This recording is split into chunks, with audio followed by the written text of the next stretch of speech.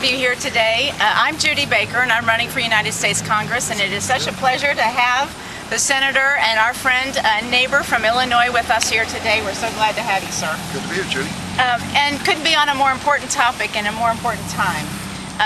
As we all know, there's a real hidden tax in health care. I've been working on that here in Missouri for a good long time. And what we need are some new ideas and some new orientation towards more preventive medicine. We're here to talk about that today. The presidential candidates couldn't be more different on the issue, as is the same with me and my opponent. We represent change and a new direction for this country in health care, and we intend to make the changes that will make for people to have the health care that they need. What we need is prevention model health care. Instead, my opponent, as you probably need to know, my opponent has opposed things like insurance companies paying for mammograms and childhood immunizations and screenings for newborns. We want to go the opposite direction, make sure people stay well. That way we save money, we reduce costs. How often do we get to do the right thing and it saves us money? That's what we need to do the right thing and save money. We need change, and this man here has come to talk with us about our next President of the United States. Thank you, Senator, for coming, and welcome to Missouri. Thank you, Judy. We need Judy Baker in Washington. If we're talking about changing, having new values, and making sure that decisions there will help the people in Columbia and all across Missouri, we need new voices like Judy Baker. So I thank you for the introduction, and I'm looking forward to serving with you in Washington. This debate in Washington now has gone nowhere on health care. We're hoping with a new president it can change. But what a contrast between the two candidates for president. It wasn't that long ago that we heard from President Bush that we should try to privatize Social Security. The notion was that people would start putting money in the stock market. And the Republicans argued that this was the best way to go. It was really the soundest way to build for your future.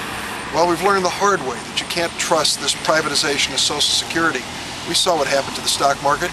John McCain supported privatization of Social Security. Barack Obama opposed it. Now John McCain wants to privatize health care in America to a level we've never seen before. John McCain would eliminate the employer's tax deduction for health insurance. What it means is that the millions of American workers and the millions of workers in Missouri who count on their employers to provide their health insurance, to pay for most of it, will find that those benefits would be taxed by John McCain. $3.6 trillion in taxes imposed on families across the United States for John McCain's view of health care. And where would that leave you with John McCain? Well, he privatized it. You'd be on your own. You basically have to try to find out how to find insurance for your family.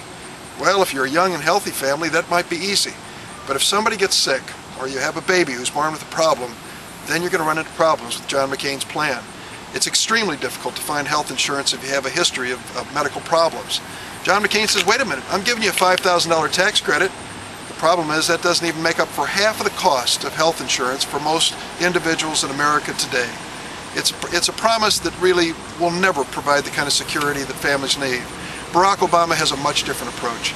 He believes that if we live in a country where we can mandate that everyone accused of crime has a lawyer, we ought to at least guarantee that everybody sick has access to a good doctor. It's that kind of universal approach to health care, using private insurance, which will give us an opportunity to bring down the cost. Judy Baker has said earlier that prevention is a critical element here. So is information technology, making sure that we really move toward health care that can reduce the cost for families. What a contrast.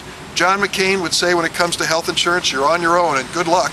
Here's a $5,000 tax credit, and we hope that you're not going to count on your workplace anymore because they can't provide you health insurance unless they pay taxes. Barack Obama says America is a great country that ought to have great health insurance and peace of mind for families, whether they're rich or poor, whether they have a history of illness or not.